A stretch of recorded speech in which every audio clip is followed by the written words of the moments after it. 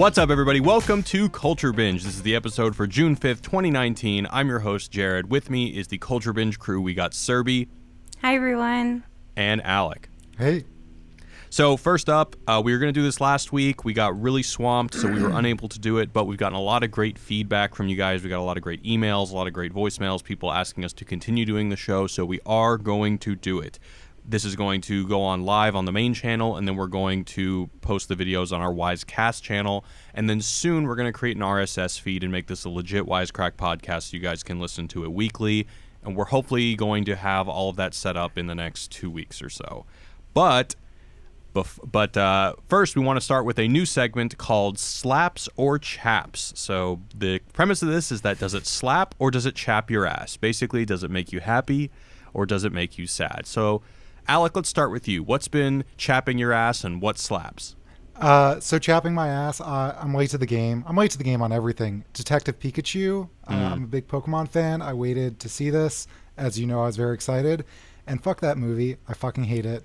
You fucking hate it. That's all. The ending. So the middle was fine. The ending was god awful. They should have had Danny DeVito in it. That was their biggest mistake. And that's all I got to say about that.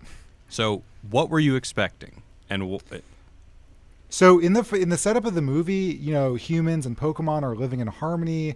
There is like a tycoon who wants to see this vision out. I thought it could get very interesting philosophically. It could kind of subvert it's a Pokemon movie, narrative. Man. Ain't gonna happen. What? I said it's a Pokemon movie. It's not gonna happen. I know. This movie is for 7-year-olds. Ryan Reynolds, so maybe. Yeah, I doubt. But it didn't. So I'm sad. As far as what slaps is what I hear the kids say. I'm also super late to the game. I just discovered AliExpress. For anyone who doesn't know, you can order shit from China. It takes like 30 to 60 days for anything to show up. And like 80% of the things you would ever find on Amazon come from AliExpress. I've even seen like fashion brands that if you just type in the descriptions of what they're selling, they're charging like $30 for a hat. You can find them on AliExpress for $10. So it's fun to just type in weird, bizarre words in there and see what pops up because, of course, China's making all kinds of weird, bizarre shit. And Jared, as I told you earlier, I bought you something. It will arrive in 60 days. You better display it on this podcast or I quit. Okay. I won't tell you what it is. Okay. All right. Well, then I'll have to wait 60 days for it. Surbhi, what about you? So what is chapping my ass is Mandy Moore.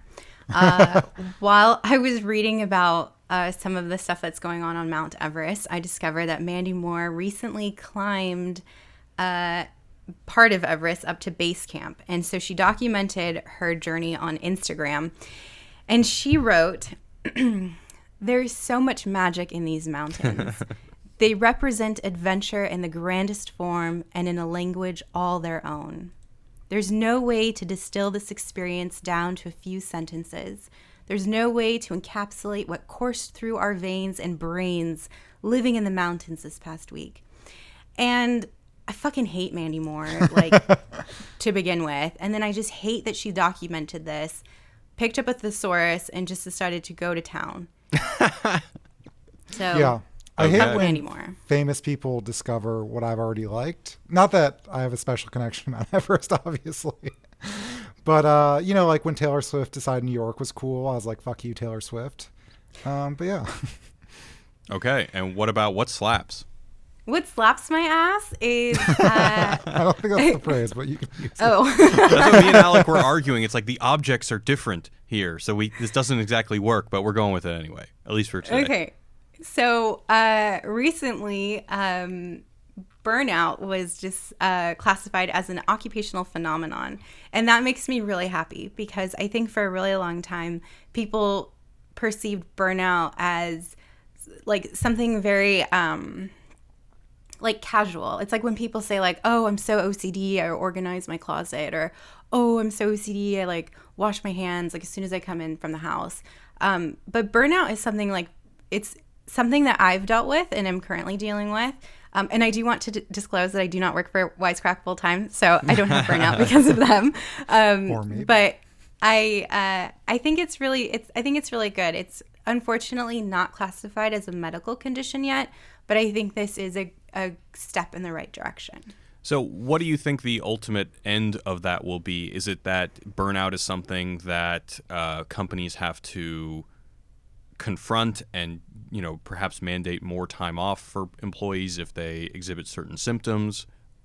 What do you think? I think there needs to be more support given to employees who express burnout. Like right now, when people have said, I'm burnt out, managers will say, oh, manage your time better, or, oh, try to have a better work-life balance. But if organizations don't make that a possibility and don't enable their employees to take time off, or they don't have processes and policies in place, then employees feel as if their symptoms are not worth mentioning.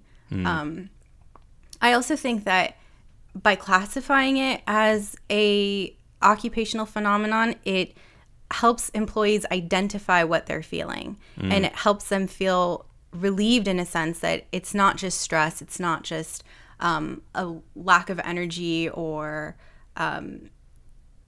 reduced professional efficacy. It's something serious. It's something that they need to get help with, and employees need to pay attention to it.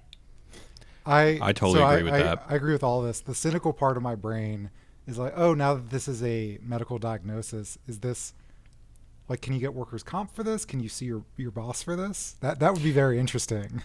So it's not a medical diagnosis yet. Not yet. Okay. Not yet. And I don't think you can get workers' comp for it. Yet. And I would like to point out that cynicism is a symptom of burnout. So, Alec, I suggest that you speak with Jared about this. Oh, shit. All right. Well, now's a good time to go to mine. So what slaps for me? If you guys listen to our movie podcast, Showing the Meaning, you guys know that I love John Wick 3. I think I'm going to see it again. And I really love how it's kind of created a little bit of a popular renaissance for Keanu Reeves. And I think he's more popular than ever. People really appreciate him for being not only a great martial artist, but just a really kind, down-to-earth dude. Really somebody that I think a lot of celebrities should kind of look up to as how to deal with fame and how to have a public face that isn't horrible. Also, I'm only 2 episodes in, but the show Chernobyl on HBO is pretty good. I didn't really like the first episode very much, but I really liked the second episode, and I know that it just ended on Monday. So if you guys haven't checked that out, I recommend it. I'm probably going to be binging it over the next couple of days. So what chaps my ass is, so this actually just came out either today or yesterday, but Justin Roiland, the co-creator of Rick and Morty, has a new game out called Trevor Saves the Universe, and to promote it, there's a video with Rick and Morty playing it with their usual bickering. And I get it. You're the co-creator of probably one of the biggest shows in the world. Of course you're going to use it to pimp your game. But the problem I have with this is, at the end, they're doing the same shtick, and I feel like it's getting old, and it's actually making me a little bit scared for the next season, because the whole thing is that, oh, Rick and Morty are bickering about, oh man, we're being such shills. Isn't it so obvious that this is just Justin Roiland talking to himself? And I'm just getting tired of this notion that it's okay to be a shill if you just make fun of yourself for doing it. I feel like that's old, and I feel like it's not going to work very long. And if that's the kind of humor they're still going to have for season 4, maybe it won't happen in season 4, but maybe by season 5, the show is just going to maybe get old. So it's a little bit of a, I'm concerned about the next season because of that, but maybe I'm being reactionary. What do you think? I think because we talk about this so often, you're hyper attuned to pick up on it. Yeah. And I am too. I think I'm less disgusted by it, maybe. I was just like, oh, I see what he's doing. He's making a joke about this wasn't cleared by Adult Swim. Maybe it actually was, but I'm sure it was. Yeah, I'm sure it was. Or it's in his contract. They can do whatever the hell he wants. Yeah, I mean, I like self-aware humor, but I can see it going too far. So I wonder that tension there, if being overused. I don't want it to devolve into like pseudo authenticity instead. I want something new, and I want a new and better version of it. I don't know what that is. Yeah, I hear you.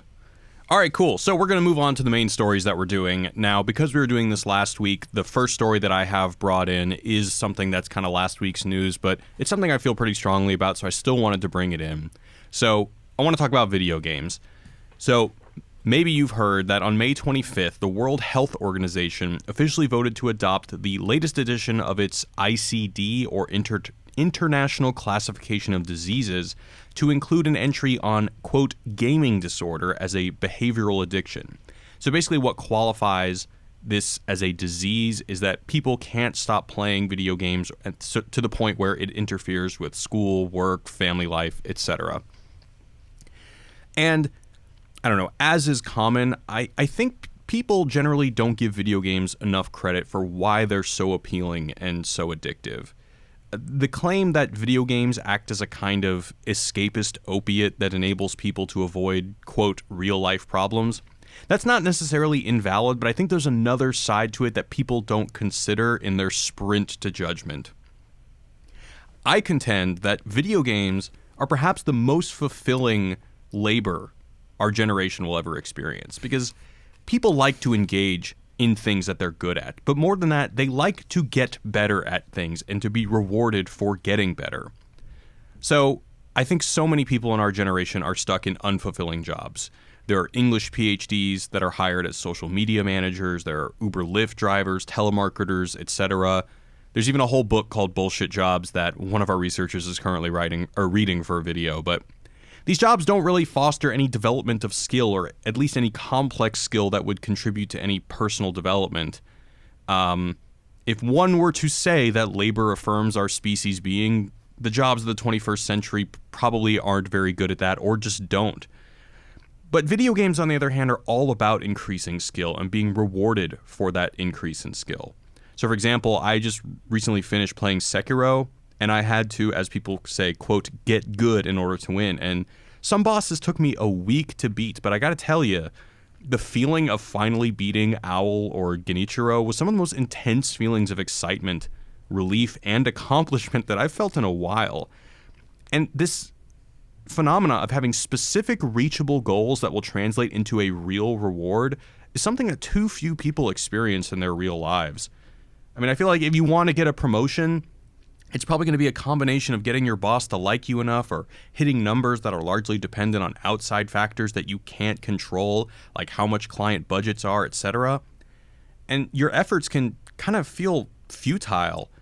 But in a game, the only thing really stopping you from getting any achievement, no matter how trivial it may seem, is your own dedication. You'll eventually get better at Sekiro. You'll eventually grind hard enough to get those Mortal Kombat 11 unlockables. Not to mention actual labor simulators like Farming Simulator and Animal Crossing. There's even a recent article in Kotaku that claims that a guy was able to start a successful business because of what he learned on EVE Online. So my point is, like, is it appropriate to call gaming a disease when you can point to a number of ways in that it's actually more that it is, I would argue, actually a more fulfilling alternative to some people's real life situations? And it's not that we're too scared to pursue real life fulfillment, it's that it's largely not available, but readily available in gaming. I don't think those two statements are mutually exclusive. You could say that perhaps some of the addiction is because oftentimes addiction, there's a chemical component, of course, but there's often sort of a societal component that at least a lot of people have argued this, because of loneliness, alienation, lack of economic opportunity, et cetera, et cetera, et cetera. And so you could sort of read into that people are attracted to video games that are affirming in this way because they don't have it. Now, of course, I don't think just because they can be affirming doesn't mean that, in the same way that, if I have a beer with some friends and I have this great time, and, it's that stupid cliche of, oh, it brings everyone around the table, we're all friends, sharing a drink. That doesn't mean I can't drink like 20 and be an alcoholic. But I mean, I agree. EVE Online, I've never played it, but there's that article. There's even the economies in EVE Online are so complicated that they hired an economist. There was like a raid, a very famous raid where they destroyed some ships that were worth, I think, tens of thousands, if not hundreds of thousands of dollars in the real world. And I have like, not EVE, but similar experiences where you find a community on sort of online games. There could be an economy in that game. And I mean, to be honest, in college I took economics courses, but a lot of it was very easy to me because I had learned supply and demand and things like that by playing certain MMOs. And I think, I mean, that can be cool and fulfilling, especially for whatever reason you can't see people. But when it comes to people who play WoW for like 20 hours a day and don't see their family and skip out on work, or, you know, aren't eating healthy or exercising, that's where it gets super sad.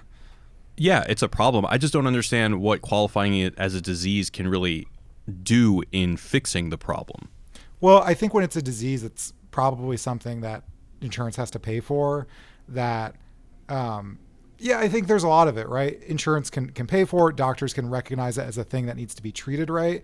So I don't think there's any video game addiction doctors right now, but I'm sure for a while, gambling addiction, originally addiction, I think was for, you know, certain drugs. And then people took that language and started applying it to things like gambling.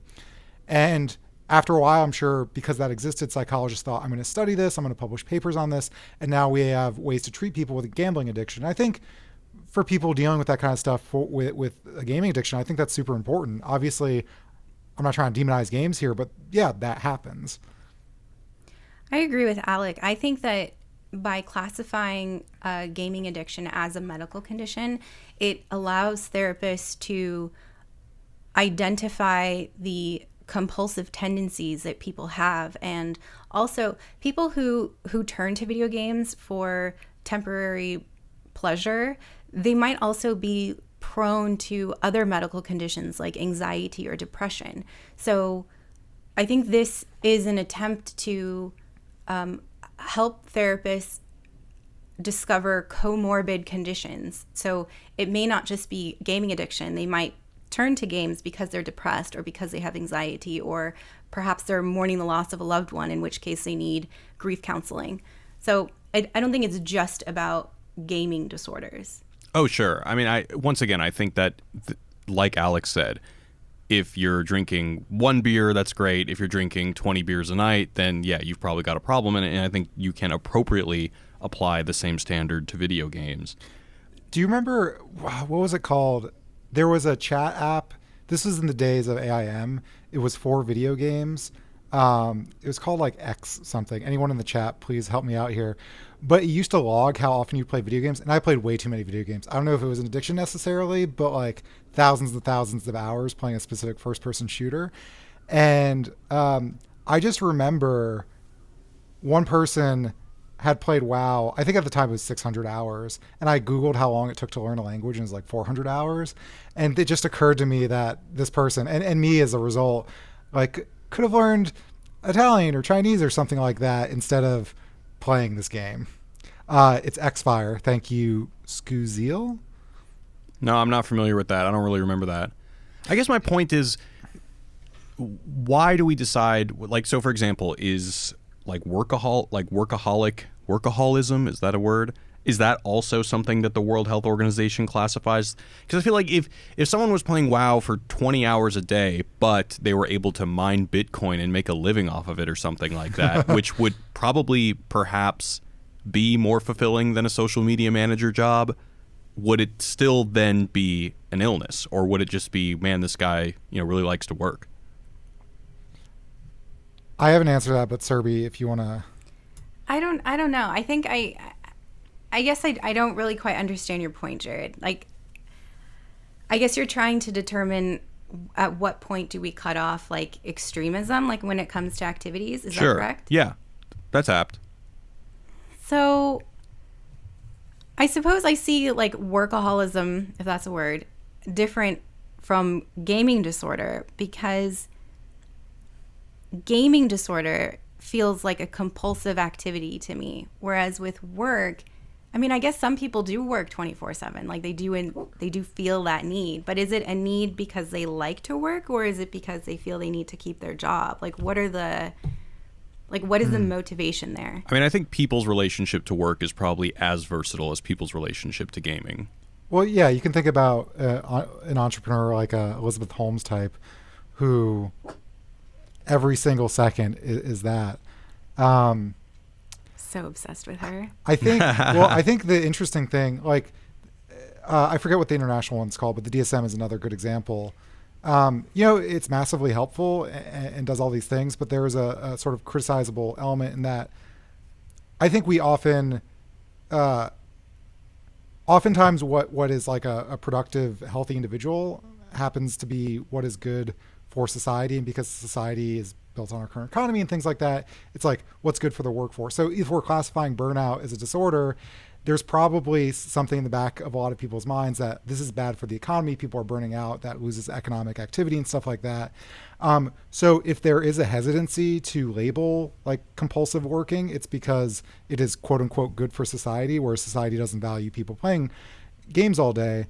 So yeah, I think we should be kind of critical of that. But yeah, I think people who are kind of, and the other thing is I think there's a chemical thing, right? Like video games affect your reward centers in ways that I don't think working does, even if you're obsessed with it. My point is not that the World Health Organization is being irresponsible by making this claim. I'm just trying to bring up a point about the value of gaming in people's lives that I don't hear often talked about. And I think that things like that need to be taken into account when trying to treat people if it is becoming a bane on their lives. Right.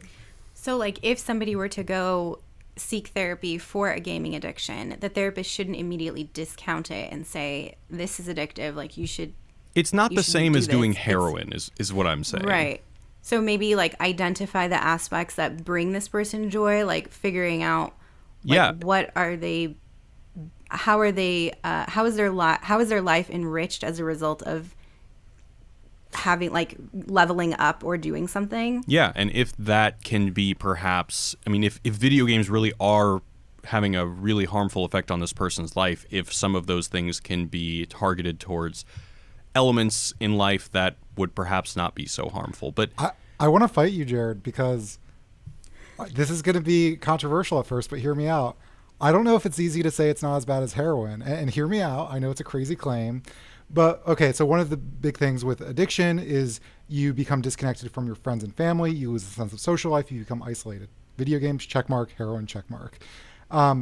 Heroin destroys your body in ways that video games don't, okay? However, sitting for 12, 14, 16 hours a day without exercising, heart disease is the leading cause of death in America. So not to mention, like, if you're like eating like shit because or not taking regular bathroom breaks or just microwaving or order seamless to do that. I think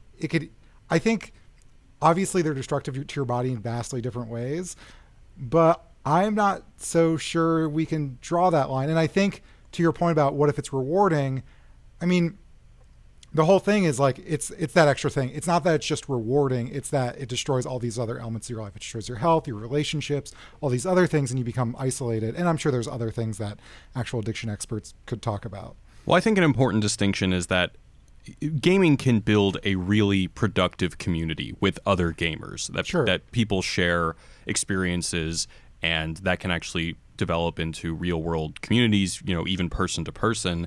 Heroin, I don't really think, you can get along with other people who do heroin or whatever. And now granted, if you're in a recovery program, you guys can probably lean on each other and stuff like that. But if you're actively doing heroin, I don't think those are really communities that are very good, So then what about people who don't, like, who play, like, so I used to play The Sims when I was like 12. Nice. And I like sat there like from the moment I woke up until the moment I went to bed. I didn't eat. I didn't do anything. I just built my fucking houses and destroyed lives.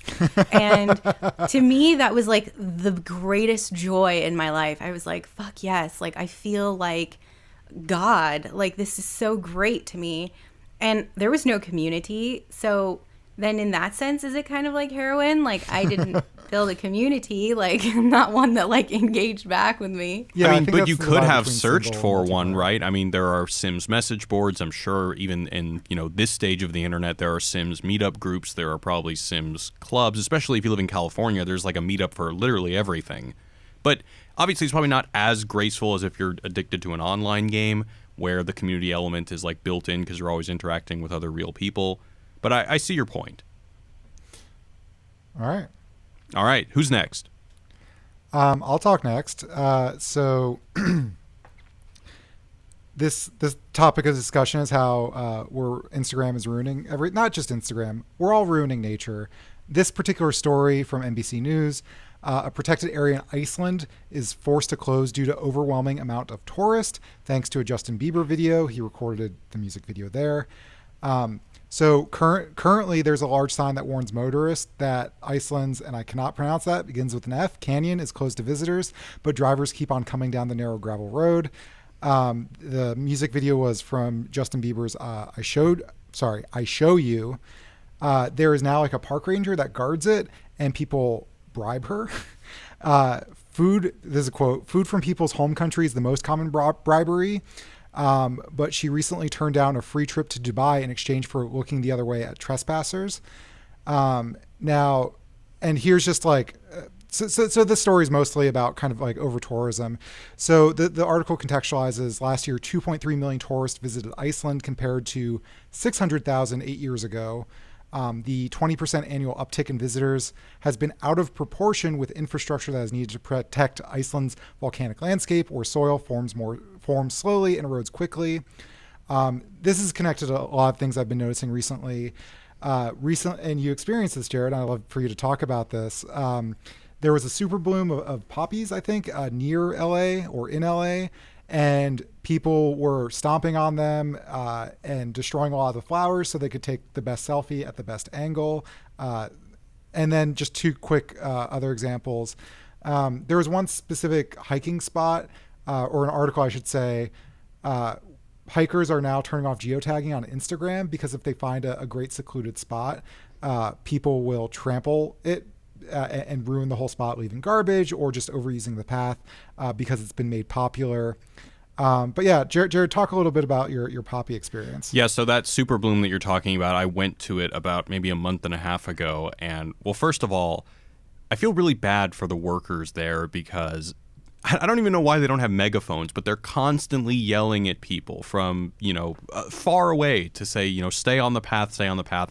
They now have all of these signs that are saying, you cannot even step close to the flowers. You have to stay on the path because there are these patches where there's no poppies that are growing, and they've been so thoroughly trampled that it doesn't even look like there was at any point something growing there because people want to sit in the flowers. They want to have some glam shot where they're laying in the flowers. And yeah, it's just ruining everything. And the people who work there looked very haggard, like they had been arguing with people and that they're constantly having to babysit everyone because probably half the people that go there, they're only there for the gram, which is not having the greatest effect on nature, I guess. But yeah, it was just, it wasn't a very serene experience because it was just constantly this one woman having to yell at people who didn't want to listen and, weren't going to say, hey, I just drove an hour here to take this Instagram photo. And I know in national parks it's a big issue because they're not necessarily endangered plants, but I think there's plenty of poppies. But when stuff is sort of struggling to survive, it can easily sort of destroy ecosystems. Speaking of Instagram photos, do you want to tell a specific story about driving to Joshua Tree, Jared? Or is that a little too personal? Well, it's not my story, but basically somebody I know has literally just drove to Joshua Tree to get some OkCupid profiles pics and just drove back. I mean, that's it. And I'm it's sure like 2 hours, 2.5 hours, 3 hours? Yeah, it's like 2.5 hours. It was a Saturday. It's still a beautiful drive. I'm sure that person probably enjoyed the scenery and enjoyed the time in the car with their friend. I mean, they didn't just go solo. Obviously, they had to get somebody to take the picture. Of course. Luckily, I don't think they destroyed any nature to do it. It does seem a bit shallow, but yeah, I think, I don't even know if this is surprising to most people. I think this is just people are like, yeah, that's just how it is. I think I expected people to be gross assholes, but I've been sort of hiking more and getting into like visiting national parks and stuff like that. And the more I learn, the more I just hate everyone. And I visited Joshua Tree, and we rented bikes, and we're talking to the guy from the bike shop, and he's like, yeah, man, essentially people from LA are ruining Joshua Tree because people used to come out there to live in solitude in the desert. And he blamed it on Instagram because it looked good on Instagram. People started flocking there, and now there's all this new development and building there and people driving to it. And even the next day when I drove into Joshua Tree, there was like a photo shoot crew of people taking a photo of I'm sure it was a pregnancy announcement photo or something like that. And I'm sure on some part of not off the path where she wasn't supposed to be. And it's just, I don't know, man. It's like, I love nature. I love appreciating nature. I hate everyone who does this. I don't know. I agree. Does the anecdote I brought up surprise you, Surbhi? About the poppies? Poppies and somebody just driving 3 hours to Joshua Tree just to take dating profile pics and then driving back. No, it doesn't surprise me. Yeah. I spent a few weeks in Europe last year, and I saw tourists from all over the world flying to Italy and the Netherlands to take their engagement pictures. So Wow. things like that like don't surprise me anymore. And Alec, what you said about like hating people more, like that's how I feel. Like the more I travel, the more like racist and classist I become. Oh, and no. I think it's because like I just like seeing people like try to climb the Trevi Fountain to take a selfie, like things like that like really bother me when you're destroying things that are precious artifacts or like historical sites just to take a picture and post it on Instagram. Here's like a newsflash for everybody. Nobody gives a fuck where you were and what you did. Like we don't need to see that on Instagram. And like I have a hard time like watching it and digesting it. Like I'm trying to enjoy like this beautiful scenery, and then there's some girl like climbing on her boyfriend's shoulders so she can get a picture over the crowd, and meanwhile he loses his balance and she falls. Like that sort of thing, it really bothers me when I see that sort of shit. But my experience has been like like this shittiness has transcended all classes, races, etc. Like the Joshua Tree example, it's like rich assholes from LA who have a lot of like disposable income who can hire a thing. And it's not just rich people, like it's all kinds of people. And, you know, essentially, and when you go to national parks, there's a lot of international visitors. And essentially everyone sucks except the people who are kind of like in the culture of, like caring about these places. So like when I went to Death Valley, people were there, oh, I've come here 10 times. Like they really care about preserving it. And then everyone who's just there to like, because they know Star Wars was shot there, they're the worst. This whole thing has actually turned me off of taking pictures in general. Because this is a fight I have with my girlfriend, but go on. Yeah, because I want to distance myself from the idea. Like, I really just want to have the authentic experience. I don't want to take a picture, and I don't want to gesture towards having an experience. I don't want to prove to somebody that I had an experience. I'm actually just fine with my memory slowly eroding and shaping the actual experience, and me not having a quote-unquote objective representation of that experience, because what matters is the experience in the moment. And I feel like if you're taking pictures of it, you're not really experiencing it in the moment and having, not really appreciating it the most. Yeah, and I think it's a little bit of a balance, because my girlfriend always wants to take a ton of photos, not to post to her Instagram. Her argument is always, well, I want to like remember this. And then years later, when we look back at our vacations, it's nice. So I can't really hate on her for that. But I do think like it often takes me out of the moment. And I've seen studies, I don't know how good they are, that claim that taking photos kind of like inhibits memory formation for whatever reason. So yeah. We made a whole video about this in our Fire Festival vlog that came out like 2 months ago. So if you guys want to hear more about that, I actually particularly like that video. I think Surbhi has a good example of another way we're ruining nature. Yeah, so this is about Mount Everest. So in the last couple of weeks, there's been quite a bit of overcrowding on Everest, specifically in the death zone, which is an area where It's the area you want to be overcrowded, right? Right. It's an area where most people can only spend a few minutes there due to the severely low levels of oxygen. And because of overcrowding, people are queuing up in the area for far too long, which has led to several deaths and has sparked conversations about overcrowding, environmental impact, and the lengths people will go to for what's called the Everest selfie, or the notoriety that's attached with climbing Everest. And I appreciate the difficulties involved in preparing one's body for extreme mountaineering, but what I have a hard time understanding is the fact that people are willing to endanger their lives and the lives of others just to post something on Instagram. For example, Mandy Moore. I mean, she only went up to base camp, but still, like, it just shows that people are willing to do anything for notoriety. Yeah, and specifically, if anyone hasn't seen this photo, they need to Google it. Just type in like line to get to the top of Mount Everest.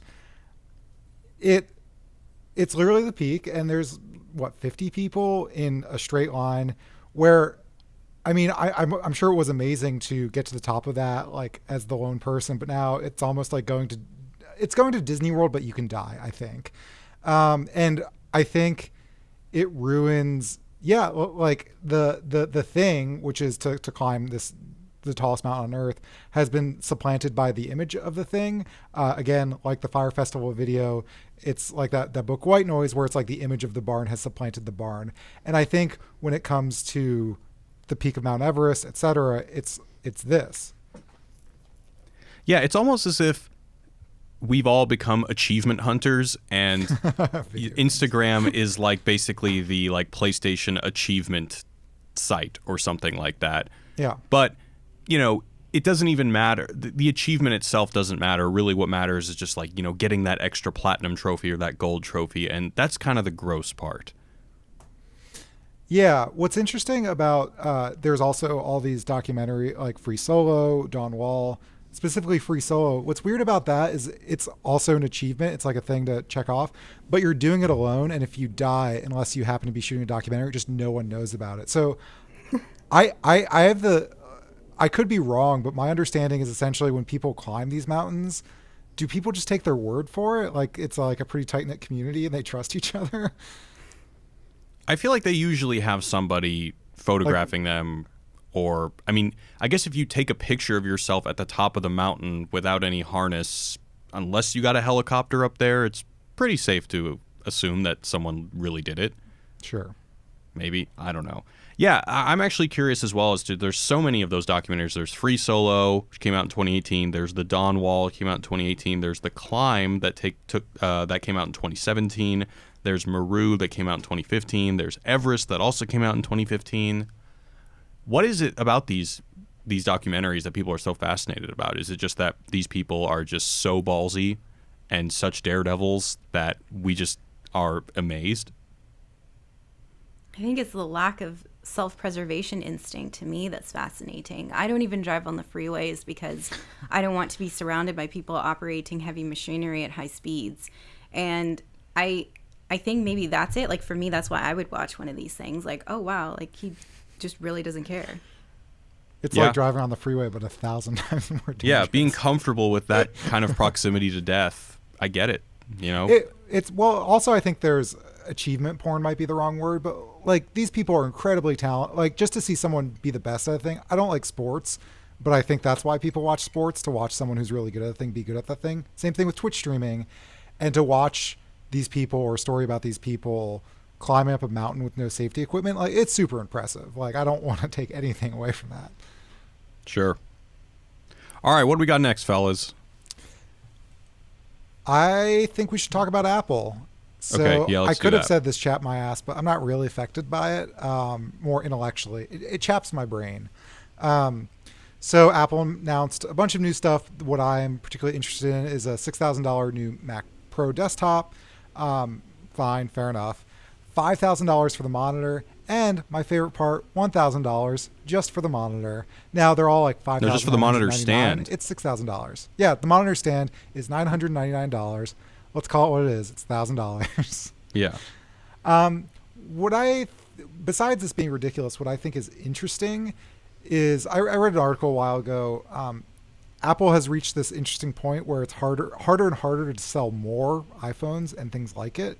So they have to move to luxury and charge more to make more money off of the same essentially amount of audience because everyone has an iPhone.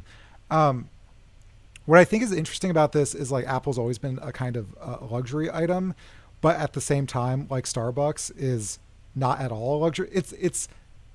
I mean, I hate luxury items to begin with, but it's always been almost like the facade. Like a good example is the joke is like, oh, you have Apple, the AirPods, you must be rich because they're $150 or whatever. But like, I see delivery guys like wearing them. Like literally everyone at every social strata has Apple products. So it's not actually that. But what I don't understand is how people continue to be Apple loyalists who don't make tons and tons of money.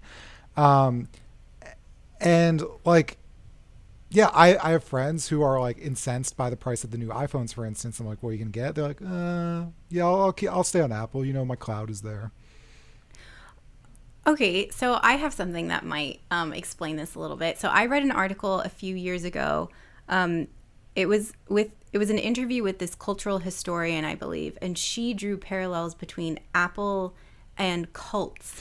And she said that like the branding, the design, and even like the physical Apple stores they're all created to feel like a cult. So it was something like people feel small and unimportant, and Apple feels like an otherworldly entity. And I think like if we use that type of perspective, we can understand like why people are willing to pay this much money for like a monitor stand, because they want to be a part of that cult. They want to be attached to that symbolism, like what it means to be an Apple user. That's really interesting. I was reminded of that very early Apple commercial where the silhouettes were dancing. And I think the silhouettes were black, but like the Apple products were white, like the famous headphone dancing thing. But even the message of that is like the person doesn't matter. All hail this product that they are dancing to. Oh, I like that. Yeah, the thing about this for me is, like, are people really still lining up? I mean, this might just be me being a little bit ignorant here, but I mean, I'm always having a hard time figuring out just, is there a Silicon Valley backlash? I mean, there is in my mind.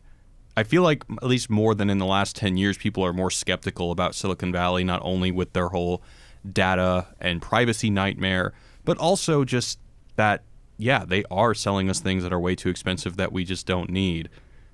So, I mean, is there not this increased skepticism? Or, I mean, for people that can afford it, are they going to be lining up for $6,000 MacBook Pros which, by the way, it seems like they're trying to court Hollywood again, which is interesting for me because when we started Wisecrack, everyone was on Macs, everyone was doing Final Cut Pro, which was the editing software that basically I was taught in college because that's what was the digital industry standard.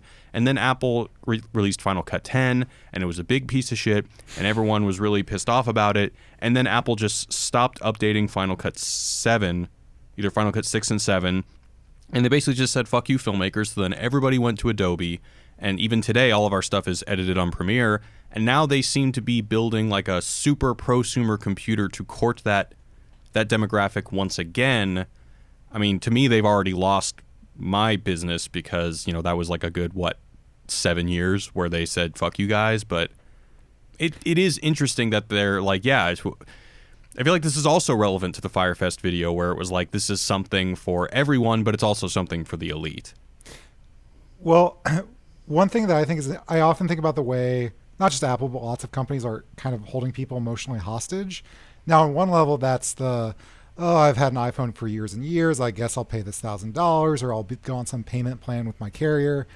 But in this case, I mean, the best way to hold people hostage is to hold them professionally hostage.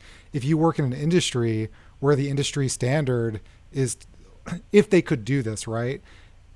If you want to be a filmmaker, you have to buy this thing. That's great. Like if you can't afford it, you'll take out credit, maybe take out a loan, maybe get your parents to buy for it. I mean, in the same way that not brand specific, but laptops you need in college now, obviously. So if you can't afford it, you figure it out. You do something about it. And especially if you're in film school, if they could get that back, this is like the ultimate way. Let me ask you guys something. Is there any difference in the way that you react to Silicon Valley keynotes or announcements in the last couple of years? Because there was a time where I was excited about, oh man, the new iPad's coming out. I wonder what new features it's going to have. I wonder how it's going to revolutionize my life. But now it's not exciting anymore. I dread it. I feel like, here comes our new overlords telling us how they're going to fuck us now, or how they're going to quote unquote revolutionize the world. But there's this big fat but that's probably going to be pretty ugly. Or here's them, pushing the boundaries again, or, doing things that they can do without asking what they should do, to quote Jeff Goldblum from Jurassic Park. Do you guys feel any kind of distinction between now versus 10 years ago? I've never been interested in these sorts of announcements. I've always felt like it was a way to like brag, and like it felt very like we're just gonna get up on stage and start touching ourselves and talk about how great we are. And that sort of thing doesn't appeal to me.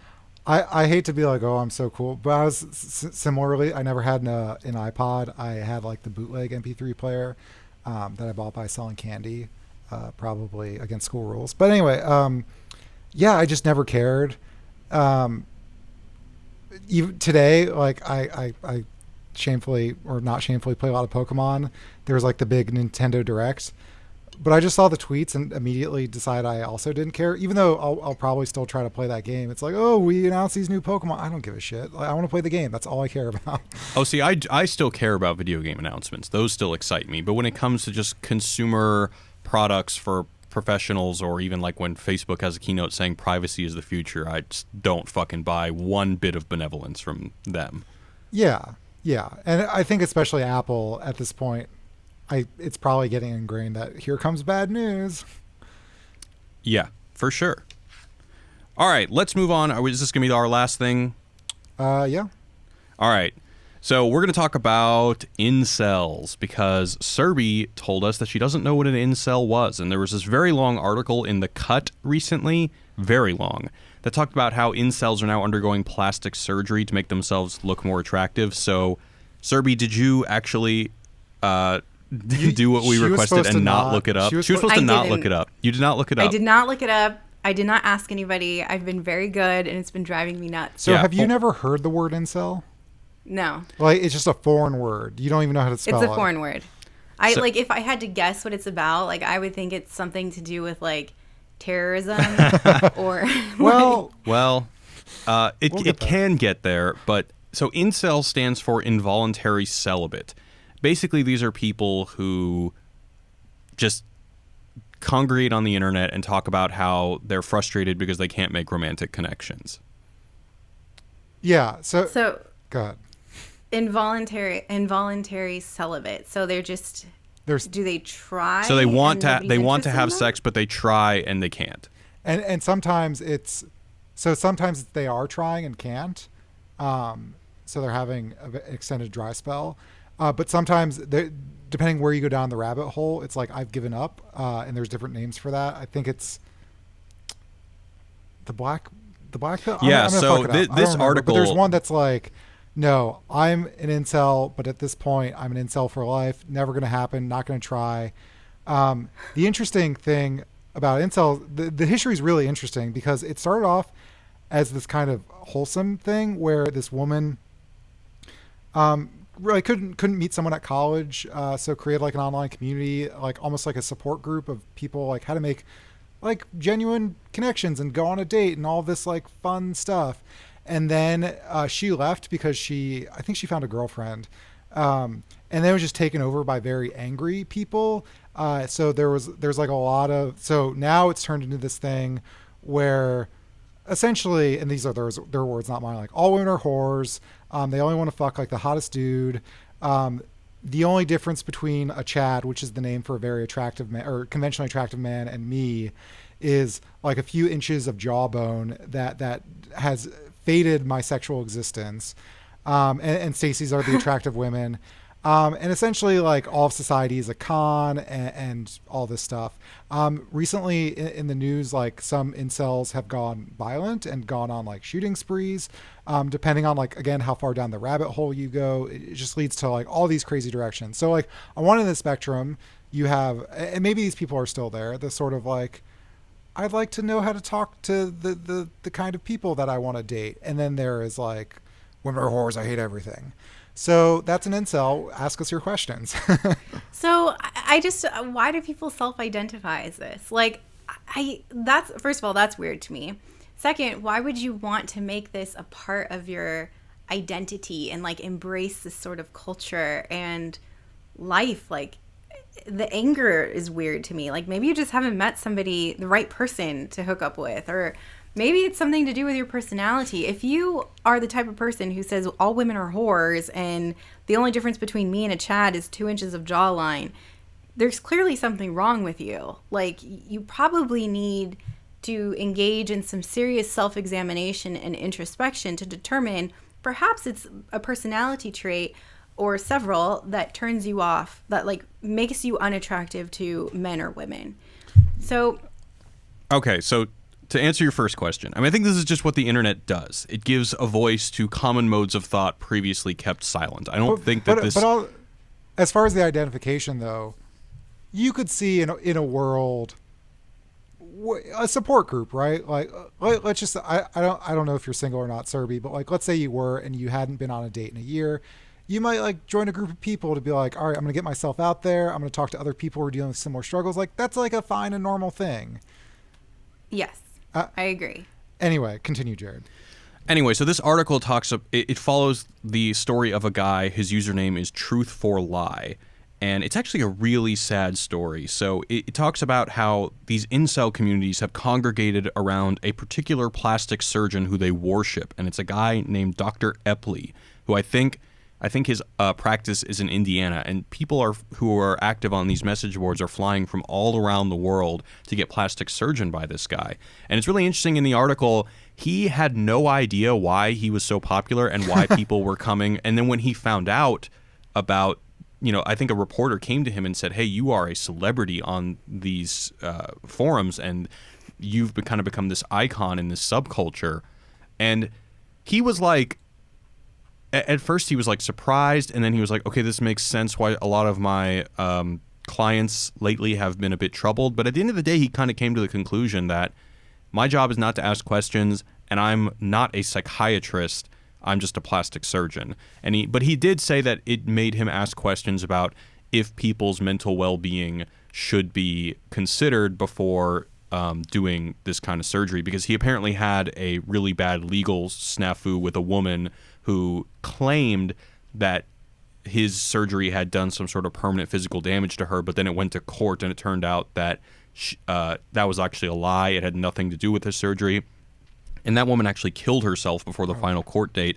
And then this story, this very long article, Truth for Lie got multiple plastic surgeries and ultimately tried to kill himself. And it's actually really sad, but the article does a pretty good job of describing some of what the community is like and some of the terms that they've created to describe what they consider their lot in life. So, for example, there's the black pill, which Alec alluded to briefly earlier, which basically means accepting the reality, the quote unquote reality that being ugly will make you live an unhappy life and die alone.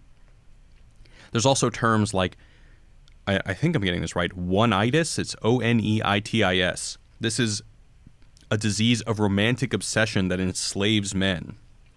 And hypergamy, which is up to them an evolutionary principle that pushes women to seek mates above their status. The thing about this is that they're like philosophers in a bizarre sense. They really do theorize about why is it that my life is the way that it is? Why is it that I'm so happy? And they come up with there's even like a Reddit thread that one of these articles linked to in which a guy gives a Marxist reading for this whole what he calls the sexual economy. So Surbhi, your face is just—it's so good. It's like this is just I can't like see Barbie. her face. Like I've never. First of all, I'm so jealous of this plastic surgeon who's a subculture icon. That is like a dream of mine to be an icon for a subculture. There's always mukbang. So, I need to get into that for sure. Please continue, Jared. Yeah, so they have infographics that back up some of their points, that Tinder experiments with precise data that say, I don't have the exact thing written down, but it's something like for every 5 swipes a woman does, she gets like 2 matches, whereas with your average man, it's something like 150 swipes for your to get a match or something like that. Yeah, they also talk about something called the golden mask, which is a platonic ideal of a face using the ratio of phi. Is it phi, P-H-I? Yeah, I think so. It's the Yeah. golden ratio, like in architecture and stuff, right? Yeah. They also do things called gym cell, which is basically lifting weights to attract a partner, something like that. I mean, if you're able to come together with a group of people that are frustrated and not being able to find love, and you're able to come together and get a workout regimen, get healthier. I mean, that's a pretty positive thing. The article also talks about a lot of the unpositive things. Alec mentioned earlier how there have been people. There was a guy in Santa Barbara a couple of years ago who shot up a bunch of people at University of Santa Monica. There was somebody in Toronto last year who drove a van into a bunch of people, like into a crowd, and killed a whole bunch of people. And all of it was because of their hatred of women. And they, a lot of people are saying that it's all, like, why are these people so sexually entitled? And my whole thing about this is like, where does this entitlement come from? And it, like I said last time, it's a product of this desire-producing industry of just society as a whole, but media. Sometimes the narrative that's peddled by the media and advertising is that one day you'll be engaged with a beautiful woman or man, and sometimes that narrative is all some people have when everything else in their life gets shitty, and it becomes part of your identity. And I think that when people's identities get compromised, people lash out and get violent, and it fucking sucks. But one thing that's, and speaking of just the influence of advertising and TV and stuff like that, I have lots of complaints about incels, but especially in context of this article about, like, all of these people, doctors are suggesting that they have body dysmorphia, which is, a disease where you have a view of your body that is so disconnected from the reality. Similar to like anorexia, where you're convinced that you're this huge fat mess, but obviously you're not. And I feel like if they didn't hate women so much, like they could have really, like the problems that they're dealing with.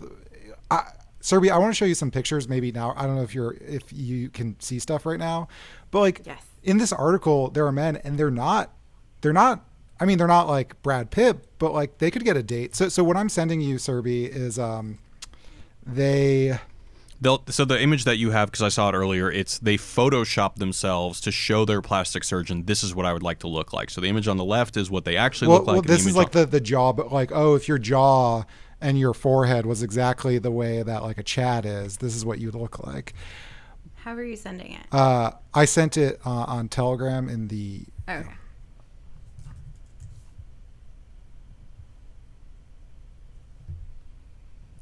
One of these people I'll just describe kind of looks like he's into like The Cure, and at least where I went to college, like dude would have cleaned up. Like it's fine. Like also Jacob, who's on our messaging platform, who works us, who's a gay man, agreed that one of them's cute.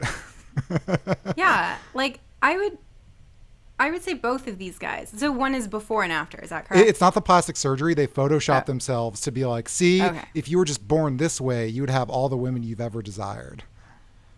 I would say that I wouldn't go out with either of the Photoshopped guys. Like, but you would, so you'd prefer the pre-Photoshop. The pre-Photoshopped guys, yeah, especially the one in the black shirt. So my earlier point was just like, I feel like there could almost be like a support group of, obviously, like women have been dealing with this problem a lot. You have like girls who have the overwhelming majority of like anorexia. There are men who have anorexia, but I think it's mostly in women. And then you have guys dealing with this shit. And I feel like there could be some productive conversations if the incels just didn't hate men. It's just really... Women? This is just very sad. Yeah. It is sad. This whole I thing totally is just agree. very sad to me. It is sad. The article it's very long. I recommend people. It's on The Cut. I'm going to post a link very in the chat sad. for everyone, and you can scroll not the pictures of the models, but yeah. And so in the case of the primary subject of the article, Truth for Lie, I mean, he clearly had some sort of body dysmorphia issue, because every time he got the plastic surgery, he would have like a spark of happiness, and he would always measure whether or not he was worth a shit based on if women were maintaining eye contact with him as he walked by. And he said, at first they were maintaining more eye contact with me and things were getting great. It never actually mentions if he was able to land a date or a girlfriend or anything, but 6 months later, he's like, oh, you know what? Something with my nose is fucked up. And then he gets another plastic surgery and then another one. And then, he ultimately tries to kill himself. It's just really, really sad. It's super sad that their self-worth and a lot of the way that they value themselves is based on other people's reactions. Is a woman maintaining eye contact with me? Nobody maintains eye contact with me. No guys ever ask me out. And yet I still think I'm the hottest thing that's ever been created. And you're going to do mukbang. Fuck yeah, I'm going to do mukbang. And so that makes me really sad that their happiness is dependent on other people's opinions. Yeah. They also have this standard, not only, there's the whole thing of them feeling that they're owed some sort of attention from women, but there's also the idea that this symbol of manliness as, just a good-looking guy who's just constantly slaying, who's just in bed with a new woman every weekend, is some sort of it's not only, they don't see it as a fantasy. They see it as, oh no, that is what is expected of me. That's baseline. And I would hate my life because I hate meeting new people and strangers gross me out. And, the idea, I'm a little bit of a germaphobe. If their identity and sense of self-worth is wrapped up in a narrative like that, then yeah, you're bound to be really frustrated or angry when that doesn't come to be fulfilled. There was something, and I actually read an article about this article, which is how you ended up on this article. There was something about people on these message boards, they would get the surgery and then they'd be more bitter that now more women are talking to them after they've had this plastic surgery. And I feel like it's got to be a similar situation. Women who get breast implants, I think, have higher suicide rates. And again, I think it's because you're starved for this attention, but it's not good attention. And then when you get that thing, there's almost an emptiness there. And yeah, you're going to be sad. You're not looking for love in all the wrong places, but you're looking for fulfillment. And yeah. The other thing about this that I'll mention before we wrap up is how these communities use a lot of dark humor to cope with what they see as horrendous realities. And Alec, you and I like to use dark humor sometimes. Oh, so much. But there is something, usually when we use it, there's a pretty clear division between the joke and reality. But in this case, I don't think that division is as clear, because if they say something like a dark humor, let's just say, this is not funny, but women will only like you for your looks and you're going to die sad and lonely if you're fat. That might be something, but that is not only dark humor, but also they mean it literally. Yeah. And I don't know, as somebody who really appreciates dark humor, I'm having a hard time wrapping my head around what's going on there and if it's good or not. It's not even true either. I don't care about somebody's looks. I care about their bank account. So I feel like they're focusing on the wrong thing. Oh, you're gonna get so much incel hate mail. Oh yeah, the incels definitely talk about that. The way to get women is having a ton of money or being or being attractive. But also, if there is, that was a perfect example. That was dark humor, right? Yeah. Surbhi. Well, I think she's serious. Oh, never mind. I'll just it was a joke. I'll just say, if there's anyone either incel or approaching an incel out there, especially 8 years ago, but even now, I'm a fucking fat slob who just wears ratty clothes all day. And you also work out of your apartment. Huh? You also work out of your apartment. I work out of well, this isn't true. What I'm saying is use what you've got. You're funny, you got jokes, you're smart. In college, I was just a dude who would drink all day and do debate work for the debate team. And that was about it. But I'm not saying I'm funny, but I guess other people did, and they thought I was charming. So I was fine. Everything was fine. And if it could happen for a very, very overweight Alec, it could happen for all of you.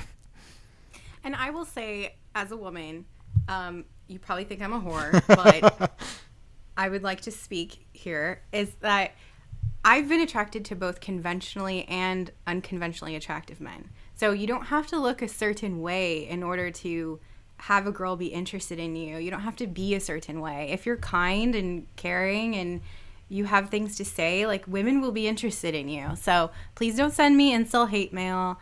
I empathize, I sympathize, I wish you all the luck in the world. This is Jared, I told you about this. This might be controversial. I want to create a Tumblr of just really attractive women and their conventionally conventionally unattractive boyfriends.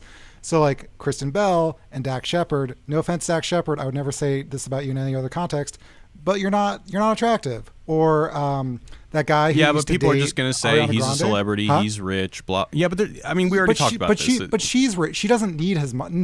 Ariana Grande doesn't need whatever his name, Pete Davidson's money. Like, He's weird looking. he's weird looking, but he was funny, so it was fine. Yeah. Yeah, I mean, look, there's a couple elements there. One is that if you're a celebrity, chances are you have a very unique lifestyle that probably only other celebrities can identify with. So that's one reason why you might shack up with a celebrity.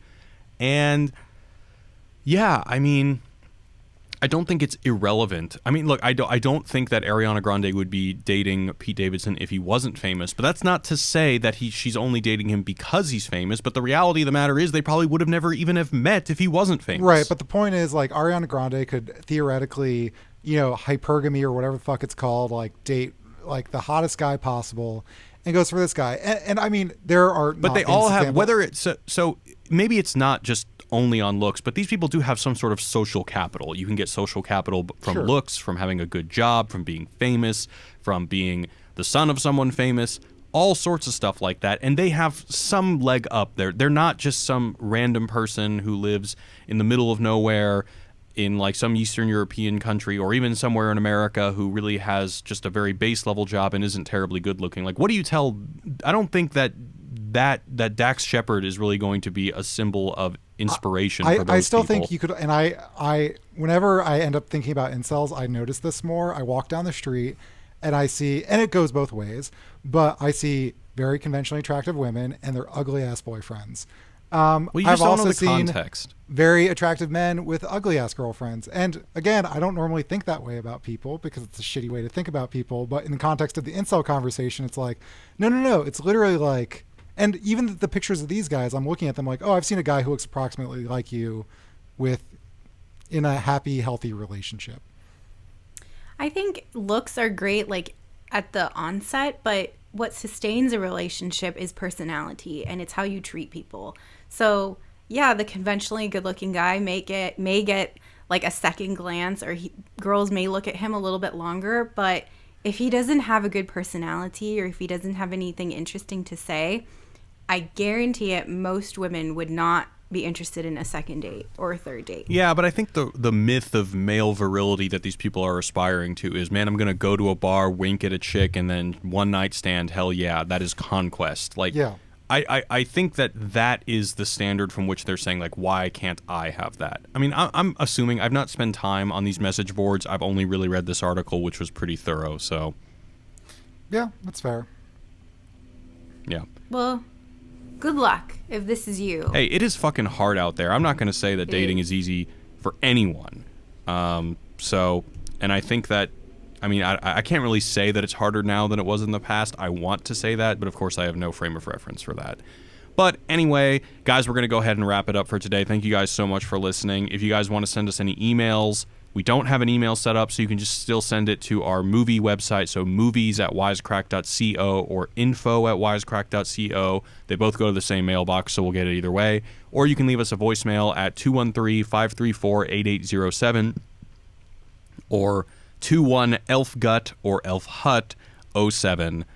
Thank you guys so much for listening. We will let you guys know when we're going to put this up on RSS, but we are planning on doing this regularly, so I hope you guys enjoy it. And thanks a lot for listening. Thank you. Bye. Bye-bye.